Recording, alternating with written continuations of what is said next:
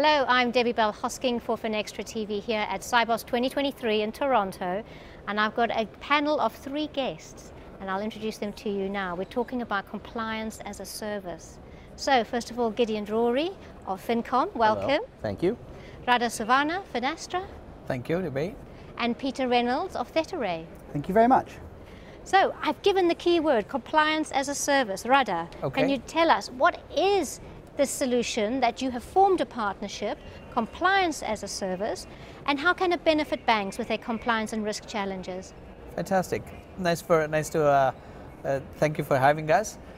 Let me just start by describing the business that we are in Finastra, which is basically we offer core payment engines and financial messaging solutions to over 500 of our bank clients. And as we are looking at enhanced value propositions in the new world of real-time payments, AI, ML, etc., how can we partner with the best-in-class capabilities externally and pre-integrate them with Finastra capabilities and offer them to our clients? And that's the kind of vision that we are embarking on. And as part of that process, and when we looked at real-time payments that are emerging in the US market, as an example, FedNow-based capability in the US, TIPS-based capability in the EU, requires our bank clients to do sanction screening and comply to AML monitoring capabilities, etc., in real time on high volumes.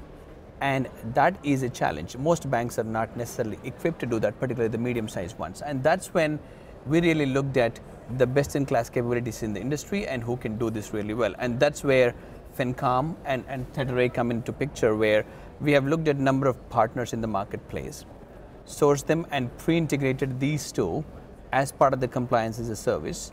And it comes pre-integrated with our payments to go real-time payments product. And the idea is when we offer this to our bank clients, particularly the medium to smaller size banks, they get a full stack solution.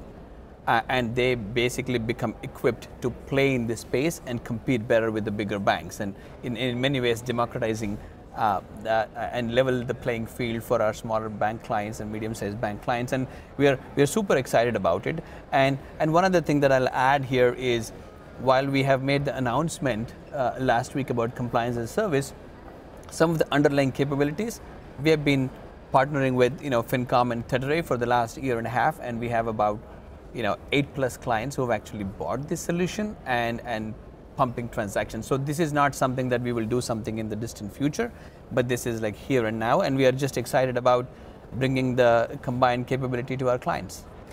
Yes, I just wanted to add, if I just may, it's more than just a simple integration. Integrations are very openly wide available with APIs. It's more on a collaboration and a very productive flow of information. So that flow of information enables us, one, to give far better service to the end user, and also meet that very limited time that you have, like milliseconds, for real-time payments. And that collaboration, actually, it's 12 clients already. Yeah, fantastic. Congratulations. You already sold a few. And yes, it's working remarkably well. We have actually shown our customers a reduction of 80% in their compliance operational costs today. That's a huge number. And I'm glad that you spoke up then as well, because not only is that, and your numbers are increasing and you're getting new clients. Yeah. So as you said, it's not something you're talking about doing, it's happening now. Absolutely. The key words from you were real time. And I know from you, Gideon, that real time is a big aspect to your offering within this partnership. So can you tell us a little bit more about Fincom's AML screening, please? So we are very different technology than what's around in the market. Most technologies in this space use fuzzy logic, which is around 150 to 300 different rules. And that takes time. There's no way to beat it. It takes a few hundreds of milliseconds, even seconds to process. We're working with a phonetic fingerprint technology. It's state of the art. It's the next generation, which enables us to actually do the screening under 200 milliseconds. But our great advantage here, and again, I gotta emphasize, is our workflow both with Thetaray and with Finastra, because we are taking, since we screen so fast, Thetaray is actually using us as a tool in real-time payments, and I'm sure Peter will talk about it, on how to support their immediate screening. So there's this calibration that's working together, that's getting to that end result that we're all seeking. Yes, and within this panel, I mean, I can sense the excitement of what you're doing and this partnership together. Peter, on to you. We're talking about, you were talking about the screening there. Let's chat now about the AML monitoring and also Thetaray's role in this partnership. Yeah, and to echo what you said, we are very excited. It's something that there's been a lot of excitement here at Sibos, talking to potential customers, which is great. And what we do AI transaction monitoring. So if you think about working closely with screening, it's like think about when you get board an aeroplane. Firstly, someone checks your documentation to make sure you're not on a no-fly list, which Gideon and his team do fantastically well. And then what we do is we scan bags and just make sure there's nothing in the bag that shouldn't be there.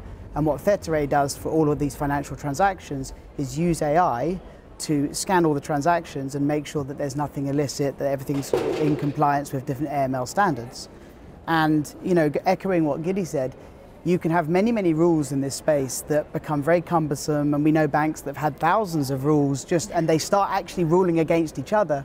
And the bit we bring to this is what AI will do is it will understand normality, it will understand what's normal, and then it will very quickly say what's not, and you can start alerting on this. So the power of what Finastra have put together as a compliance as a service offering to go out to their customers and have this pre-configured, pre-packaged is very strong, and I do think it's going to be you talk about huge global opportunities, but I do think that, you know, US mid-tier, small tier is going to be something that we really do grow in very, very quickly, and we already are, which is great. Yeah, and you know, I think the key is, from our standpoint, bringing the best of this technology and translate that to the value to the clients. And for our bank clients, it's all about, you know, reducing the false positives. What that means is there are fewer operations people tracking down some of these transactions and validating whether they are actually, you know, suspicious or not, etc. And that saves cost for our clients. That also enhances the client experience, because the fewer customers you interrupt their transactions, the better the customer experience is going to be. So, and you know, I think the key also is partnering with someone like the players who are experts in this space will also bring in ongoing innovation, and because this is not a point of arrival, this is a journey, and our clients will continue to benefit from, you know, the enhancements these two gentlemen and in their products make to work with our payments to go product, which is really what makes it exciting and interesting. Yeah. I just wanted to add Gideon and then Peter. Just quick two things. One, I don't think only mid-tier banks. I'm seeing the same problems with top-tier banks. They're all around here, and when I'm talking to them, they're talking about the real problems that they're having. Yep. All have legacy solutions built in there for 15, 20, 30 years, and now they know they have to get new things coming in. And I really do believe, if you look at the regulator, actually postponed numerous regulations by a year, so financial institutions can get up to their compliance needs. Yeah. So the real-time payment compliance issues, they gave them do it before the payment or do it a little bit after the payment. And right now, this what we're seeing here is the first time that actually we meet that time span, that very limited 200 milliseconds, or it's actually 300, but, but we run it faster, and we're able to do that. Peter. Yeah, and I think what I think is very interesting is what Finextra are doing is that they're actually doing a lot of the work for their customers, because they've gone through quite a process to make sure they have best of breed partners. They put it together, we pre-integrate. So you're moving to a world where banks don't just stick with one type of technology, they need an ecosystem of technology. Right. And I think, to me, Finastra has proved themselves as the leader in the global payments. What we talk about is how do you put trust behind that global payment, to have a trusted global payment, which is when you do your transaction monitoring, when you do your sanction screening, that's what you're bringing. And I think that's what, I completely agree with what Giddy said, from the biggest banks in the world to the smallest, the fact that someone's gone and done that selection, put them together, has it working in many places in some of the biggest banks in the world, to be able to bring that and say, well, look, we've done that for you. This is kind of an out-of-the-box solution that can be deployed this afternoon. I think that's the difference here, rather than the vaporware you often hear. We often have to live with that. It's all the time. Yeah. Yeah. And this is really what we're talking about, and it's often a collaboration, partnership is often a theme, but here we're seeing the success and hopefully the ongoing success of a partnership between yourselves, Fincom, Finastra and Thetaray. So Radha, if I may ask you, we're talking about the excitement of what's happening now. Yeah. Let's look ahead a little bit. What are you seeing as your opportunities as a partnership? Yeah. And also perhaps some challenges as well. Yeah, you know, I would say, look, I mean, this is a space that continues to evolve. The opportunity for us really as a collective group really here is constantly learn from some of the implementations that we are doing with our customers. Not only in our individual sandboxes, so to speak, but how they all come together. As we start to implement, we're going to learn things in how they interact. We're going to learn things in terms of what the best way to deploy some of these capabilities, etc. And we're not going to be arrogant about it. And this is going to be a journey, and that's really the opportunity in my mind as to how can we implement this at more and more clients, learn from them, and continue to iterate. And in that opportunity is the challenge, which in my mind, we don't want to get to a point of complacence in this space, because this isn't a point of arrival. We're going to have to be maniacally focused on the client experience. And the experience that they're offering to their customers, and constantly learn, and which we have the right partners to do that, and we are really excited about it. Well, I must say that excitement is coming through, and thank you so much for joining us here in the studio, the three of you. Gideon, Radha and Peter, thank you so much, and all the best on this journey. Thank you. Appreciate it. Thank you.